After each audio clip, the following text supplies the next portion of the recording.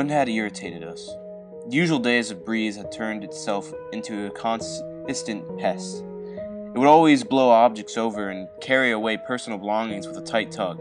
It was nothing dangerous or harmful, but it started the moments where many began to question its place, and becoming more of an unwelcome visitor. We hadn't seen calm, windless weather in a good number of weeks, which started to make some worry that we're going through a form of climate change. Those who studied the wind's accumulation urged everybody not to worry, that this was most likely a series of small storms that will pass soon. We should have left there. I should have left even sooner. The wind had controlled us. The gentle breezes had disappeared. What was left of the winds was its constant, powerful gales. I saw this when some decided to try and leave the city. Something about it all had seemed unnatural. The gusts and gales seemed too consistent, as if it were more of a conscious spirit than just heavy, chaotic weather. When everyone was indoors, safe from its forces, it seemed to calm down, sometimes going back to what appeared normal.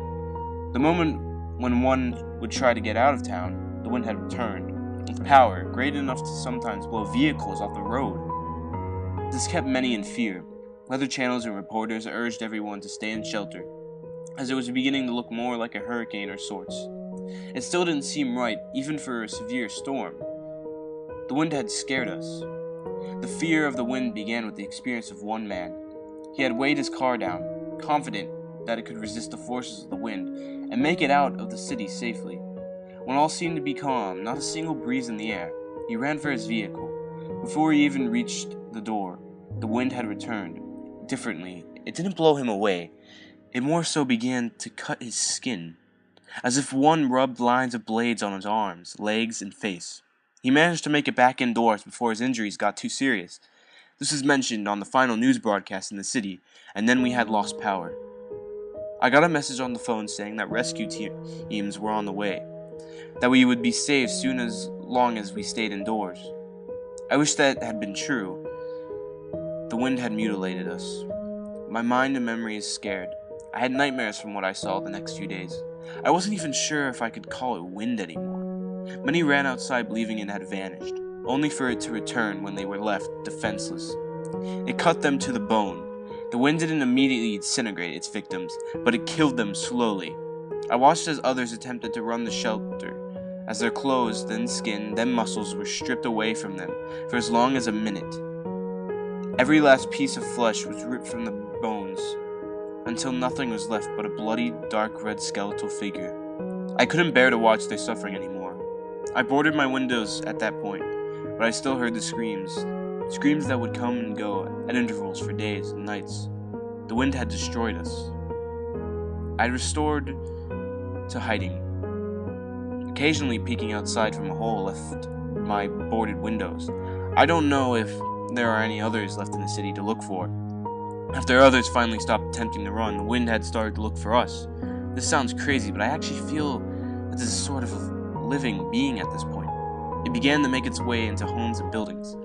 It would find one looking outside into the calm streets, and then it would move in, shattering the windows and then cutting its victims like a wind of glass to fruit. Since I had stopped looking out my windows, I don't think it ever saw me, but the screams of others had gone silent. The wind had left us. I had run out of options. I was running out of water and food, and wasn't sure if rescue was coming at all, or if it had been destroyed a while ago. I decided I was going to just step outside and let the forces of the wind take me, as death was going to be vengeful. As I opened my door and stepped outside, I was greeted with an alarming calmness. Outside was silent, and I didn't feel so much a breeze on my skin. I wasn't sure if the forces were toying with me or not, so I walked the ruined streets for a period of time. The streets were lined with broken glass, toppled cars, and scraped bones and skulls. There were sections of walls that were completely painted with blood, almost in an organized manner. After almost an hour, no activity, no signs that the winds were still there, it seemed to me that it had vanished. It had assailed the city completely, only to leave after I heard everyone silenced. Though it's a crazy one. I have only a single speculation to what had happened. The wind was, in some strange, twisted way, was something living. It had come to my city with only the means of massacre, and had killed off every individual it could find. It had never found me, so I suppose that makes me the lone survivor. I'm not joyful, though. I'm terrified, more so than ever before, all because of a single question. If this is the living creature, and it's finished its desires here, where has it gone now?